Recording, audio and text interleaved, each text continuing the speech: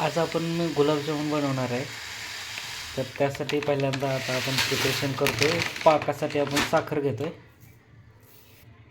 आपण 1.5 ग्लास साखर घेतलेली आहे. आता ह्याचा आपण पाक करणार आहे.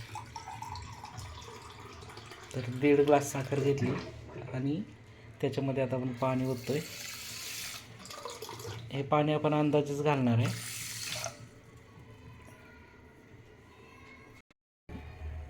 मंद आचेवरती ठेवलेला आहे. तुम्ही फ्लेम बघू शकता.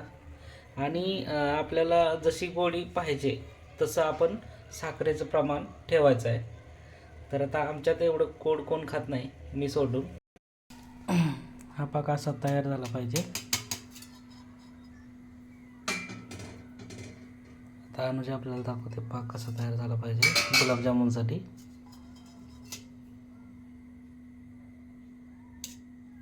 तर थोडासा पाक चिकट झाला पाहिजे. जास्त पातळ पण नाही आणि जास्त घट्ट पण नाही. आता हा अर्धा किलोपेक्षा थोडासा कमी खवा आहे. आणि आता ह्याच्यात मिसळण्यासाठी आपण हा मैदा घेतला आहे. हा आता आपण जसा लागेल तसा याच्यामध्ये टाकणार, मिक्स करणार आहे. तर आता हे पीठ मळून घ्यायचं चालू आहे गुलाबजामुनसाठी.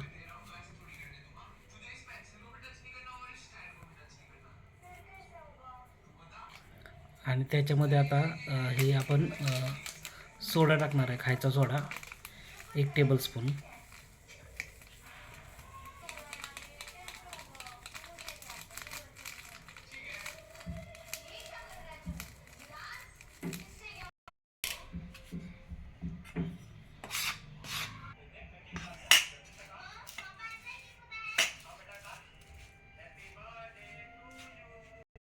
अशा प्रकारे छोट्या छोट्या गोळ्या बनवून घ्यायच्या जामून तयार करण्यासाठी.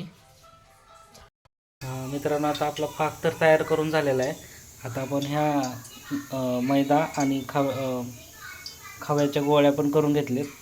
आता आपण तेल गरम करायला ठेवलेलं आहे.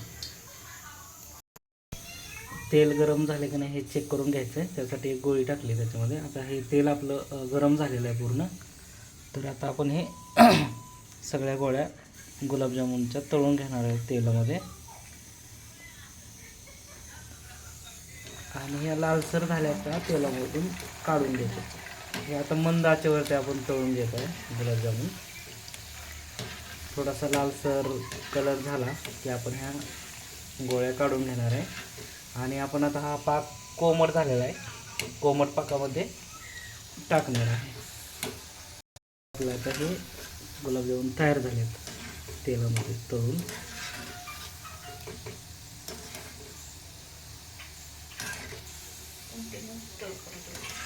कंटिन्यू त्याला हलवत राहायचं म्हणजे ते चिटकत नाही.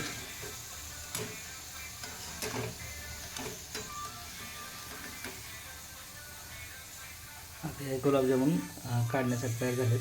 आता हे गुलाबजामुन पाकामध्ये मिक्स करून घेतलेत आणि रात्रभर असेच मुरत ठेवायचे म्हणजे आपले उद्या खाण्यासाठी रेडी होतील.